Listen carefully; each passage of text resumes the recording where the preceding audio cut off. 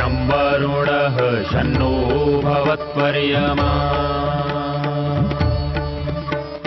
शन्न इन्द्रो बृहस्पतिः शन्नो विष्णुरुक्रमः ॐ शान्ति शान्ति शान्तिः।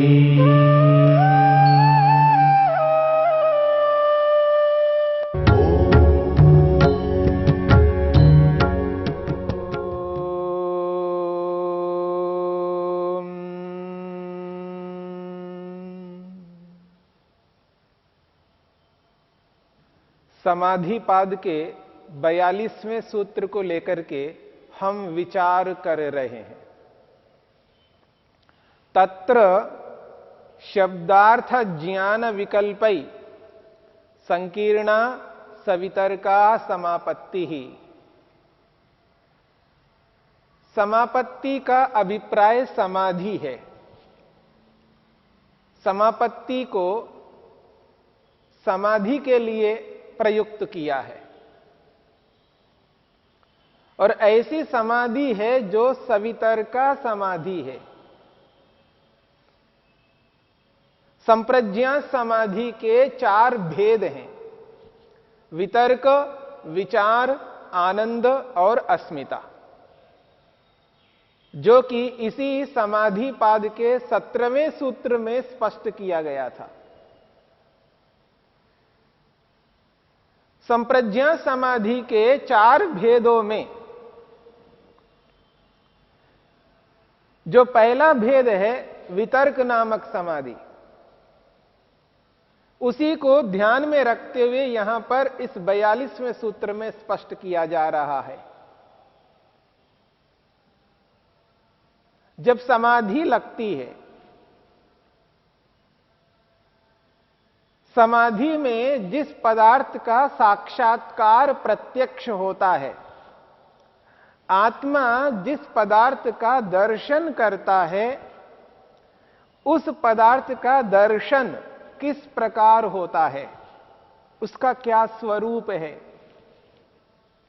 क्या प्रतीति होती है, क्या अनुभव होता है उस साक्षात्कार में। महर्षि पतंजलि कहते हैं शब्द, अर्थ और ज्ञान, ये 3 बातें कही हैं। एक शब्द है, शब्द का अर्थ यहां पर उस पदार्थ का नाम, संज्ञा। प्रत्येक वस्तु का कोई ना कोई एक नाम होता है, बिना नाम के कोई वस्तु नहीं होती है। इस संपूर्ण ब्रह्मांड में जितनी भी वस्तुएं हैं, उन सभी पदार्थों का कोई ना कोई नाम है। यह अलग बात है जिनका बोध, जिनकी जानकारी हमें ना हो, यह हो सकता है, क्योंकि सभी वस्तुओं का नाम हम नहीं जानते। इसका यह अर्थ नहीं है कि उन वस्तुओं का नाम ही ना हो, है। तो जिस पदार्थ का दर्शन हम करना चाह रहे हैं और जिस पदार्थ का दर्शन एक योगी करता है, योगाभ्यासी समाधिस्थ होकर समाधि में जिस पदार्थ का दर्शन करता है, उस दर्शन के स्वरूप को इस सूत्र में स्पष्ट किया जा रहा है। महर्षि कहते हैं शब्द, अर्थ और ज्ञान। शब्द का यहां अभिप्राय है नाम से। जिस पदार्थ का दर्शन हो रहा है, उस पदार्थ का जो नाम है, उस नाम को यहां शब्द से स्पष्ट किया है। अर्थ का अभिप्राय कहा है, जिस वस्तु का दर्शन हो रहा है उस वस्तु को यहां पर अर्थ शब्द से कहा है, और जिसका दर्शन हो रहा है जिस पदार्थ का, उसका ज्ञान, उस वस्तु संबंधी जो भी जानकारी है, उस जानकारी को यहां पर ज्ञान शब्द से कहा है। तो शब्द, अर्थ और ज्ञान, ये तीनों घुले मिले के रूप में, घुल मिल करके, शब्द अलग यानी नाम अलग, अर्थ अलग और उससे संबंधित ज्ञान अलग, यद्यपि ये तीनों अलग अलग हैं। नाम तो नाम है और पदार्थ तो पदार्थ है, वो वस्तु है, और उस पदार्थ से संबंधित जो ज्ञान है, ज्ञान अलग, पदार्थ अलग, उस पदार्थ का नाम अलग, तीनों अलग अलग है। ये तीनों प्रकारों से युक्त है। नाम से युक्त है, अर्थ तो है ही स्वयं, और ज्ञान से युक्त है। इन तीनों प्रकारों से संकीर्णा, संकीर्णा कहते हैं घुला मिला स्वरूप, यानी तीनों अलग अलग प्रतीत नहीं होते हैं, तीनों का मिला जुला स्वरूप दर्शन में हो रहा है। यानी साधक, योगाभ्यासी इन तीनों को अलग अलग अनुभव नहीं कर रहा है। जब प्रत्यक्ष करता है, उस प्रत्यक्ष की स्थिति में नाम को अलग नहीं करता, अर्थ को अलग नहीं करता, उस अर्थ से संबंधित ज्ञान को अलग नहीं करता, तीनों का घुला मिला स्वरूप उसको प्रत्यक्ष हो रहा है। इसी को संकीर्णा शब्द से स्पष्ट किया है। तो शब्द, अर्थ, ज्ञान, नाम, वस्तु, वस्तु संबंधित ज्ञान, इन तीनों प्रकारों से युक्त होकर के जो दर्शन हो रहा है, उस दर्शन को यहां सवितर्का नामक समापत्ति से कहा है। यानी इसको सवितर्का नामक समाधि कहते हैं। महर्षि पतंजलि ने इस सवितर्का नामक समाधि को समझाने के लिए उदाहरण दिया है। अब उदाहरण वही दिया जा सकता है जो लोक में प्रसिद्ध है। जो समाधि में जिसका दर्शन होता है, उसका तो उदाहरण नहीं दिया जा सकता। उसका उदाहरण केवल समाधिस्थ व्यक्ति को ही स्पष्ट होगा, जिसने समाधि लगाई हो। परंतु सारा का सारा संसार, संसार में रहने वाले जो मनुष्य है, वो सभी के सभी दर्शन नहीं किए हुए हैं। उनके लिए समाधि वाला उदाहरण नहीं चलेगा, उनके लिए तो लौकिक उदाहरण ही चलेगा। इसलिए उदाहरण उसे दिया जाता है जो सब जानते हो,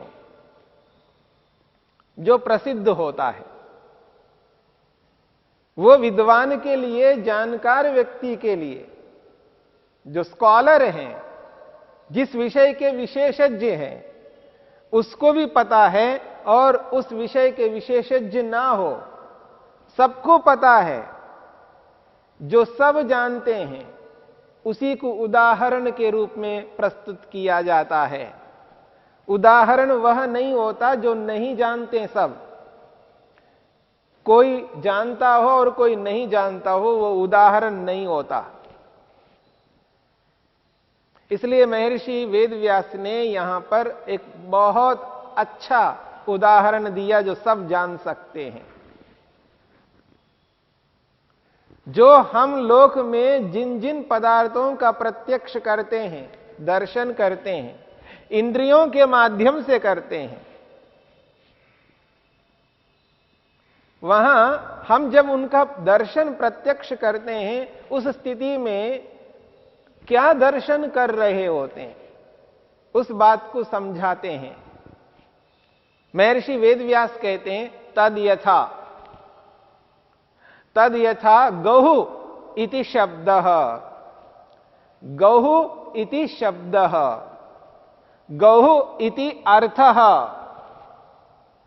गौः इति अर्थः, गौः इति ज्ञानम, गौः इति ज्ञानम। तीन बातें कहिए। गौः इति शब्दः, गौः इति अर्थः, गौः इति ज्ञानम। इति अविभागेन, इति अविभागेन विभक्तानामपि ग्रहणम दृष्टम।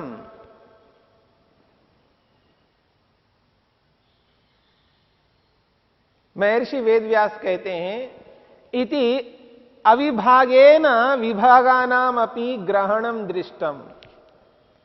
गौ इति शब्दः, गौ इति शब्दः, ये गौ एक शब्द है जो मैं बोल रहा हूं, गौ ये एक शब्द है। और गौ इति अर्थः, जिस घर में गाय बंधी हुई हो, जिस गौशाला में गाय विद्यमान हो, वो गौ, वो अर्थ है, वो पदार्थ, उसको गौ कहते हैं। इसे गौ कहते हैं, इसे गाय कहते हैं। ऐसी वाले को गाय कहते हैं। ये क्या है? ज्ञान है। गौ इति ज्ञानम।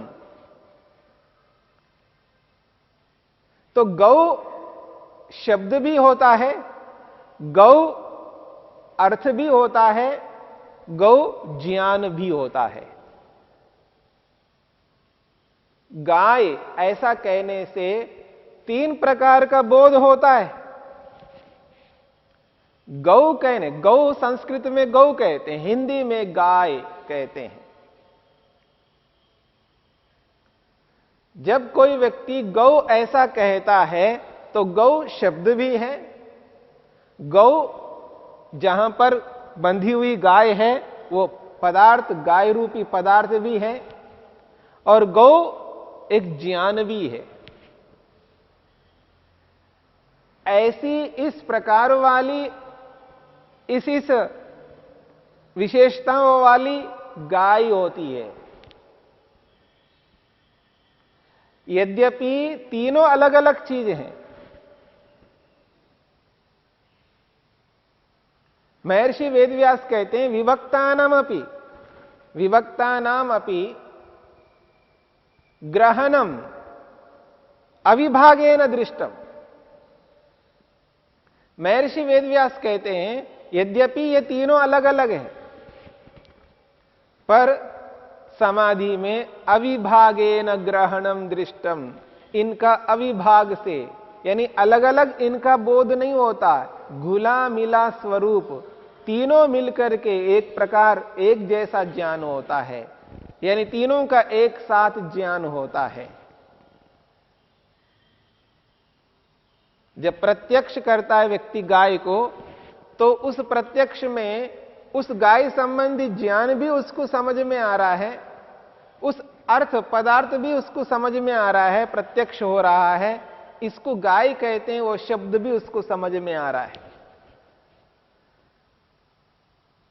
जब लोक में जिस किसी भी वस्तु को हम देखते हैं, उस काल में जब पहली बार किसी पदार्थ को समझते हैं, पहली बार देखते हैं, तो उस स्थिति में शब्द, पदार्थ और उस पदार्थ से संबंधित ज्ञान, तीनों का घुला मिला स्वरूप उसको सामने प्रतीत होता है।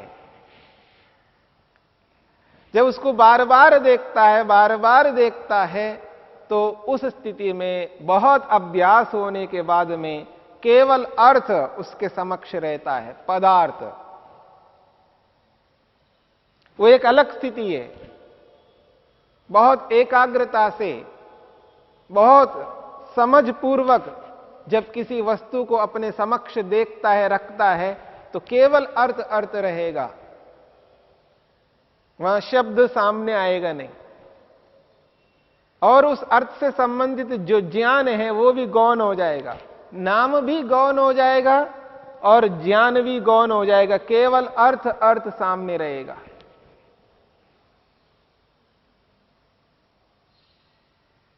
वो एक अलग स्थिति है।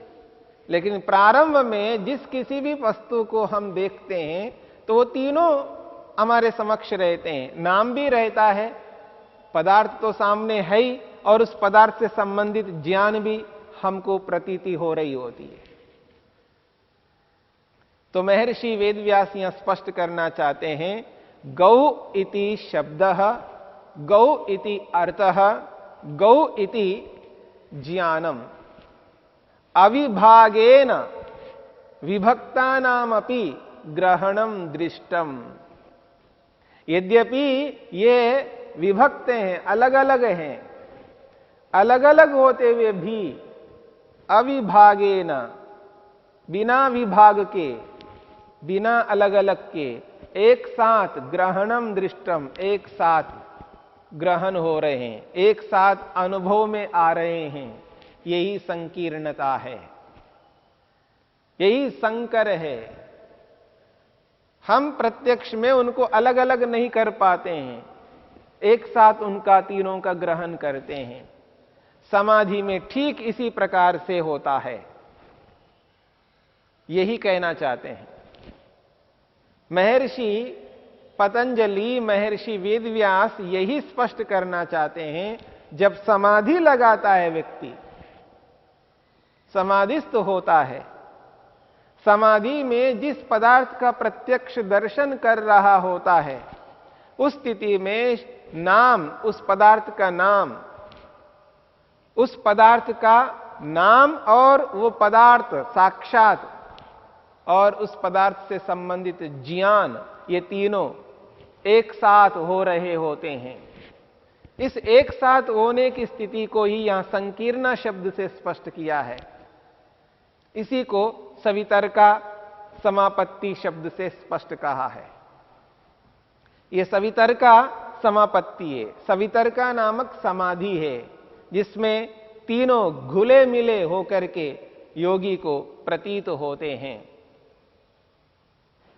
ये जो समाधि है, इसी समाधि को लगातार कर करके आगे जब अभ्यास करता है तो नाम गौण हो जाएगा, ज्ञान भी गौण हो जाएगा। केवल पदार्थ उसके समक्ष, केवल पदार्थ की अनुभूति, एक की अनुभूति करता है। यह समाधि की सूक्ष्मता है जो आगे चल करके महर्षि पतंजलि स्वयं स्पष्ट करेंगे, और इसकी व्याख्या महर्षि वेदव्यास विस्तार से समझाने का प्रयत्न करेंगे। तो यहां पर संकीर्णा जो शब्द है वो संकर को कहा है। जो हम बोलते हैं ये संकर है, यानी दो तीन या अलग अलग चीजों को मिला करके, जैसे खिचड़ी है, खिचड़ी में दोनों का संकर होता है, चावल और दाल का। दाल एक ही हो सकता है, अलग अलग प्रकारों के दालों को मिला करके भी आप कर सकते हैं। वो सब घुले मिले हैं, चावल और दाल घुले मिले, एक साथ मिले हुए हैं। ऐसी स्थिति यहां पर संकर की है, यानी शब्द, अर्थ और ज्ञान, ये तीनों घुल मिल करके, यानी तीनों एक साथ योगी को प्रतीत हो रहे होते हैं। यही सवितर्का नामक समापत्ति है। इसी को समाधि कहते हैं, इसी को संप्रज्ञात समाधि भी कहते हैं।